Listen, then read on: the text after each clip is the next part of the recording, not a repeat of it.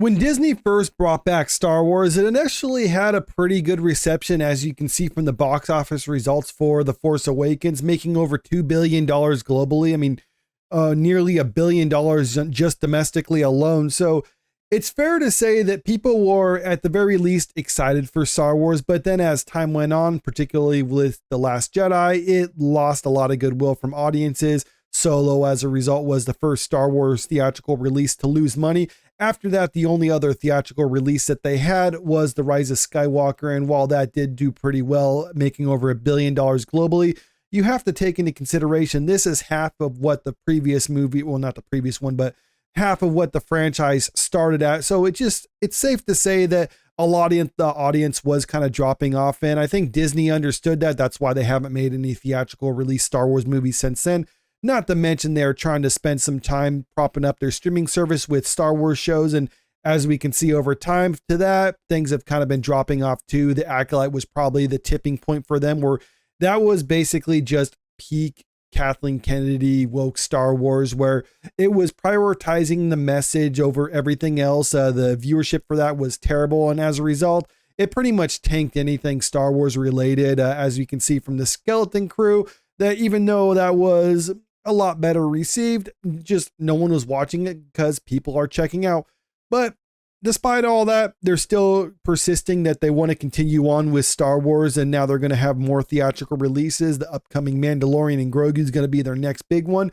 But they want to continue, or at least Kathleen Kennedy wants to continue with Rey, because that was pretty much her contribution to the Star Wars universe. So no matter all the setbacks they've had for the upcoming Rey movie, apparently they're still trying to make this work for some reason, despite the fact that literally no one is asking for this. Okay, maybe not literally. I'm being hyperbolic here, but still, people aren't really interested in a Rey Star Wars trilogy, but Kathleen Kennedy wants to do this. So they're trying to continue on despite the fact that no one can apparently come up with a good story for this. And that's why we're getting to the subject of today. This story coming out of the Hollywood Reporter, where apparently they're getting yet another writer for it because the last one left.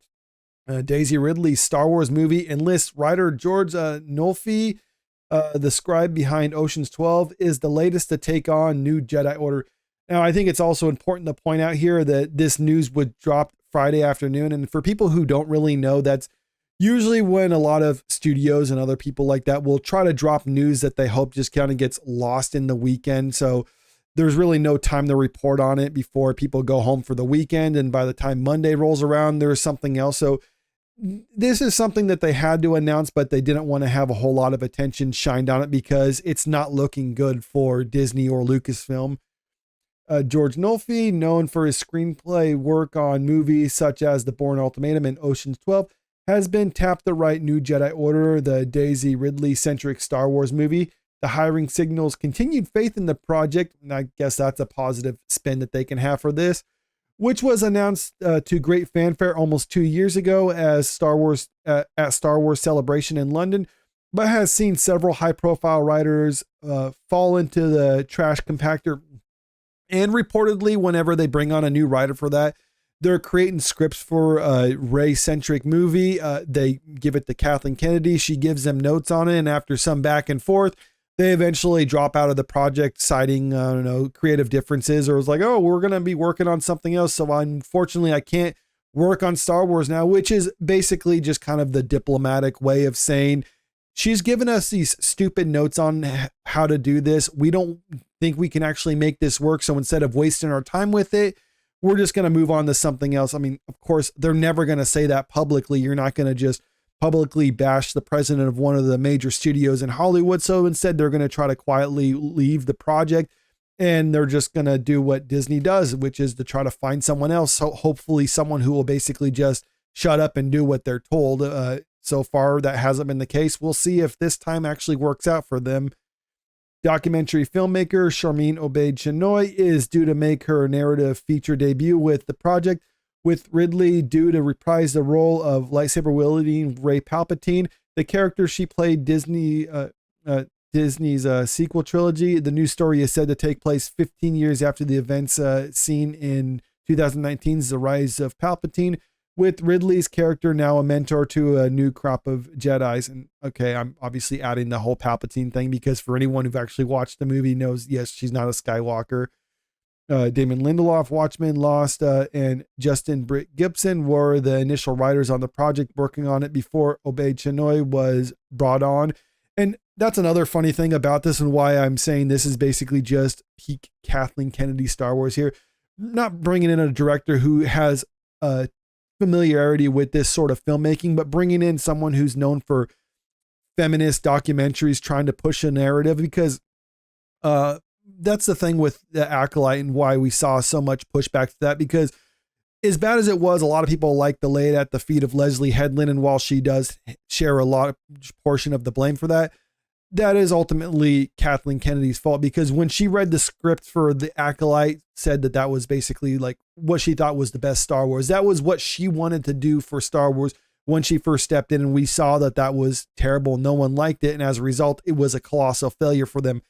I'm thinking this is more of that for Kathleen Kennedy, because that's why she's bringing on people that she's hoping will basically just kind of serve that purpose, as opposed to giving Star Wars fans what they actually want. That's why she's also centering it on Rey, not because everyone loved the character of Rey so much, but because that was her contribution to Star Wars. And to reject this is basically to reject everything that she's been trying to build since she was president at Lucasfilm. But you would think in ordinary circumstances, it would be pretty self-evident that this is something that's not going to work. No one's asking for this. No one likes what she's trying to do.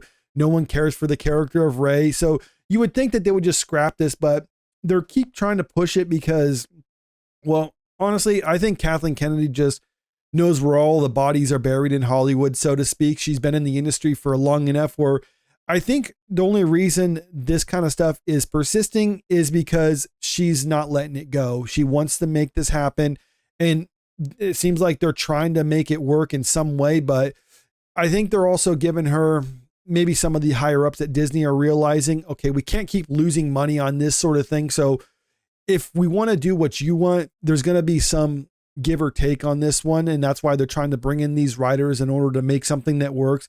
And these writers are just getting frustrated because no matter what Kathleen Kennedy's wanting, the narrative and the message that she's trying to push in Star Wars, you can't make that happen and actually make something that fans like. And that's why people are just deciding to leave this project. But Disney's not shutting it down because Kathleen Kennedy's not letting them shut it down. And maybe there's going to be a time when it's going to get to the point where they're like, okay, enough's enough. This is a canceled project. But I don't think they're ever going to outright announce it, because we've already seen a number of delays and they keep seeing stuff like this happen. And I think we're just going to continue to see this stuff happen until either it eventually does get crapped out onto the theaters, or Kathleen Kennedy decides that she's done with Star Wars and wants to leave the company. And at that point, it's not going to be any like public shaming or firing or anything like that.